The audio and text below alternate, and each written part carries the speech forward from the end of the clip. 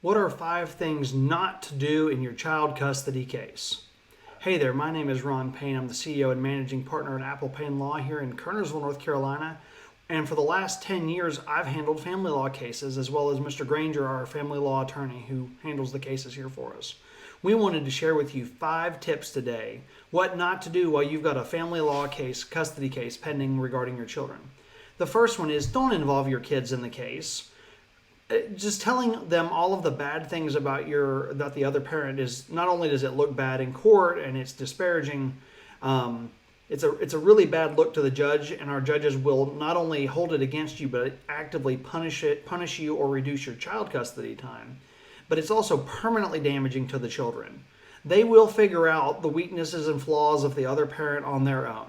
They know nobody's perfect, and even if the other parent's bashing you, don't play that game. Model for your kids what you want them to do and who you want them to be, and live in the positive. Focus on the good things you've got going on and let the other parent worry about themselves. So don't spend all your time with your kids, especially if you've got limited time with your children. Don't spend that precious time bashing the other parent. Spend it loving on your kids. And even if you've got primary custody, I want you to think about it for a minute. You have limited time with your kids because half the day they're at school. And then the other half of the time, especially if they're teenagers, they're on their phone or they're talking to their friend or they're playing video games or they're doing whatever, and they're not with you. So when you have that precious face-to-face time with your kids, don't spend it on trashing somebody else or anybody else. Spend it on letting them know that you love them and you're always there for them and you're doing what you can for them at all times. That's the way to be successful. Now, the second thing, and we see this a lot, is withholding the children. Just don't do it. If you're got in the middle of the custody case, and that means you've probably got an initial custody agreement or you've got a separation agreement, you cannot just modify the terms of that agreement, okay? So you need to follow the terms of the agreement unless, one, there's an emergency, like somebody's about to lose a life, a limb, they're putting somebody in serious harm of immediate bodily injury. I don't mean like they might be unsafe. I mean like somebody could die ASAP if this happens. Or if the other parent is saying, if you bring them to me and I'm never going to give them back to you. If those two situations are happening, then you need to speak with a lawyer immediately. Give us a call and we'll talk you through it. But you can't just withhold them at that point. If custody is so bad and the danger is so high that you have to withhold the kids, you've got to file for custody, you've got to file a motion, you've got to file something with the court immediately. Otherwise, you're violating the court order, you can be held in contempt, and you could be ordered to pay their attorney's fees, even if what you're doing is in the best interest of the children. You've got to follow the procedure. That's where it really helps to have an effective attorney on your side to walk you through those sticky situations. Because if you play it wrong, even with the bestest of intentions in heart, it can come back to bite you in custody, and it can be really expensive to undo, both in your attorney's fees and paying the other side's attorney's fees.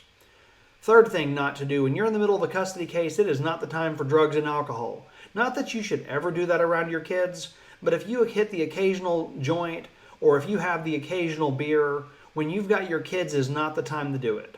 If you can't go without having a beer around the kids or not having a joint around the kids, then please seek help for that. Because when you're in the middle of a contested custody case, everything you do wrong can and will be used against you. Now, do I care if you have a glass of wine? No, it's fine. Have a glass of wine with dinner. But anything you do needs to be super responsible. If you have a joint to unwind at the end of the night after the kids are in bed, fine. If you've got a 2-month-old, not fine. If you're breastfeeding, not fine. Are you getting drunk around the kids and having angry fits? Not fine. The easiest advice is avoid it at all costs, but if you've got to do it, be super responsible about it. Again, everything you do wrong can and will be held against you in a court of law. That's just how it is. Speaking of things that aren't acceptable in the middle of a custody battle, corporal punishment is one of those things. Look, I was raised on a farm. You can imagine. Spanking was a way of life where I was a kid, and I turned out pretty well. There's a lot of research out there that says spanking is bad. I'm not going to tell you how you should parent your kids, but what I am going to say is you should not start spanking if you weren't before you had custody issues. Secondly, I just don't advise it, because all it takes is one spanking gone wrong, or the kid saying they didn't just spank me, they beat me. And you having either the wrong judge who wasn't raised that way, or a child psychiatrist or a therapist who says, oh, this is bad for the kids. Or worse yet, you get you're frustrated, you're tired, you're stressed about your ex, and you whoop them with a belt, and you've always done it that way, but this time you leave a mark. No joke, I was in the courtroom one time. I had a parent who, I think both parents had corporally punished the kid, but this time it left a pretty good mark, like a week later. And guess what? The kid was brought in, showed that mark a week later to the judge. That was the end of the hearing. At that point, the hearing was done.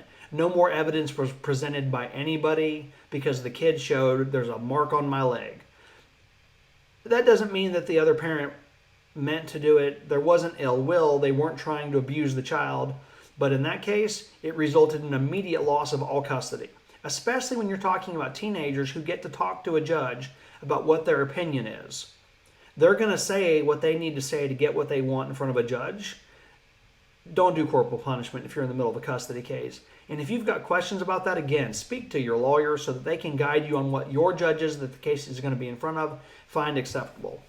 The last tip that I want to leave you, number 5 for the day, is don't involve your significant other. If you've got a brand new significant other and you're in the middle of a court case, now is not the time to have them co-parent with you. I'm not saying they can't ever be around, but you need to be very careful and very cautious about how you introduce this new significant other into your kids' lives. First off, start slow. Lunches, dinners at McDonald's, public restaurants, etc. When they've been around the kids a few times, you'll know really quickly or not if it's going to become a huge issue. And if it becomes a huge issue, you've just got to tread carefully. Remember, we're playing the long game here because custody orders, once they're finally done, go on for years. And custody battles are expensive. So if you rush into it, you can end up costing yourself literally tens of thousands of dollars in court fees and or face the loss of your children. And at that point, you've just got to make a decision. Which one's worth it? You deserve to be loved, you are valuable, and you will find the right person for you. And your ex is going to have to get over that at some point. But you just want to be very cautious about how you introduce them. If you just bring in a significant other into your life, and 2 weeks after you started dating, you're talking about running away and getting married, because the kids are going to know these things even if you think they don't hear you. And they're picking the kid up from school and dropping the kid off from school, and they're the ones taking the kid to the doctor appointments, and they're the ones having to do all the communication with your ex-spouse. That's a recipe for disaster in so many ways. Plus, the other spouse is going to go, look, they're not parenting her.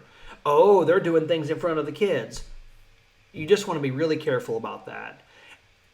Not to mention, it can make your kids, and we've seen this happen, where the kids report to the judge, rightfully, wrongfully, planted or not planted, that they feel secondary to the dad's or mom's new significant other because mom and dad is always spending time with them and not spending their limited custody time, spending time with them as their parent. Believe it or not, no matter what your kids say, they actually want to spend time with you, and they do love you, and they want to know that you love them, and you've got to say it. It's not enough to be like, well, I love them, I provide for a house for them. Well, yeah, you do. You're their parent. You've got to tell your kids you love them. You've got to tell them frequently. Forget all this custody stuff for a minute. Life is short. Life is precious. Tell your kids, tell your mama, tell your brothers and sisters, tell your friends, tell your coworkers, tell people you love them. Life is too short. Now, I wanted to give you guys one more bonus tip of what not to do in the middle of a custody case. For the love of all things holy, please do not share your whole life on social media. I see all the time people who are bashing their ex on Facebook. Or they won't even be like, man, my ex is so terrible. They'll be like, now that the kids have a good father in their life, things are so much better. First off, all of that crap is going to be printed out and used up against you in court, and you're going to have to explain yourself to a judge. One, do you want to spend $600 an hour or $300 an hour if you don't have to pay attorney's fees and you're only paying your attorney? $300 an hour to explain why you posted social media comments because he was late for the 13th time on the custody exchange. Don't do it. It ain't worth it. Don't do it. Everything you say can and will be used against you in a court of law. Just keep your private life quiet. If you want to post happy kids, look, we're having a great time at the park. Awesome. Do that. Kids sitting in your lap. Everybody's all smiles. Great. Everybody loves happy kid pictures. What nobody wants to see is those vague booking posts where you're like, now that they've got a real parent in their life. Yes, your friends will pile on, and yes, you will feel better in the moment. But that will cost you so much time and money, and it will be used against you. It will be used to make you look bad because they're going to pick the cherry comments and be like, well, I know you didn't say their name, but yeah, you sure did imply it was them. Who else could it have been? And even if you're like, it really wasn't about you, you've derailed the custody hearing, because instead of talking about how awesome of a parent you are, you've given them free ammunition to use against you. And I'm not just talking about Facebook, Instagram, direct messages to other people. They will be subpoenaed and used against you. Facebook messages, text messages, all of these methods of electronic communication, emails, can be used against you. One time I had a parent who was messaging their kid in the school's email system, and I subpoenaed the school system for those messages, and I had every text message between mom and the child during the school day talking about how they were going to set dad up for failure. Guess what? Didn't go over well. So those are some tips for you about what not to do during your custody case. I hope this has been helpful. For more tips, like and subscribe on YouTube. You can also follow us on the web at applepayneLaw.com.